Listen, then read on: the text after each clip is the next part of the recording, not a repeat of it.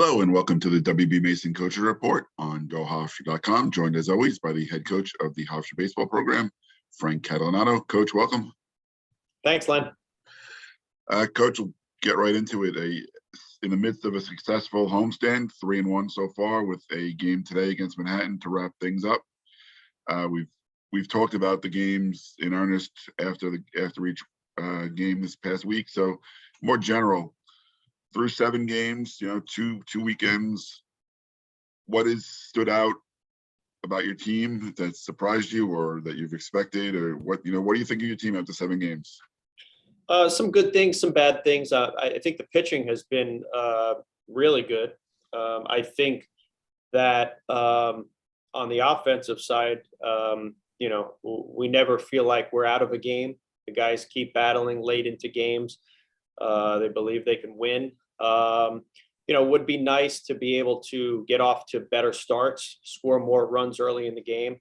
Seems like we're scoring all of our runs, in the 9th inning. So some real good things. Still trying to figure out, what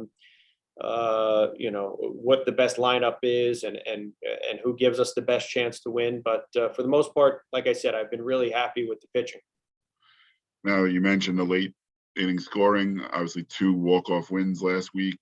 Just, what's the feeling like on the bench, as that's unfolding? Because it's not just the big hit. Obviously D'Onofrio gets the winning single in the one game, and then Harrington with the home run before that. But it's those at-bats beforehand to build to that spot that gets you there. So what's it like? What's the feeling on the bench as that's unfolding?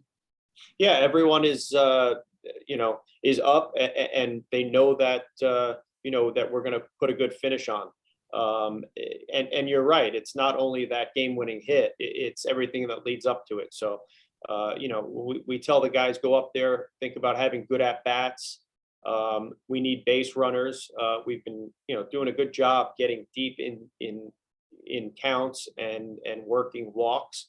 So it's just basically the belief that, hey, until the 27th out is made, we still have a chance to win, and everyone's been on board with that. And single out one guy right now, Brian Morrell, who was the CAA Player of the Week this week. Hit over 500 for the 4 games last week.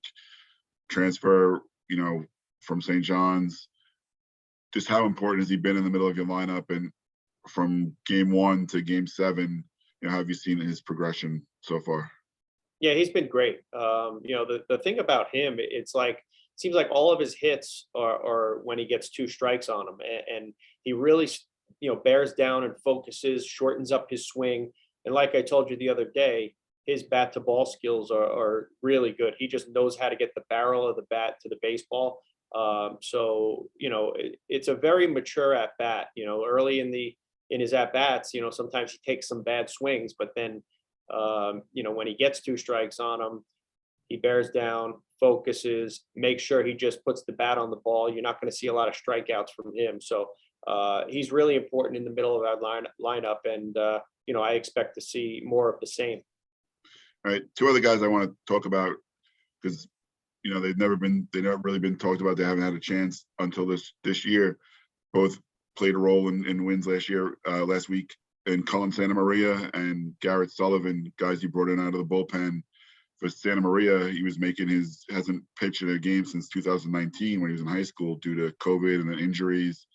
And then Garrett Sullivan, who was making his Hofstra debut as well, and both of them got wins last week. Just what have you seen from them in your time as coach since last summer? Yeah, they've been good. The biggest thing, and what we try to tell the guys coming out of the bullpen, is to throw strikes. And if you throw strikes, you give us a chance. If you come in and you're throwing balls and walking guys, bad things happen. So it was nice to see.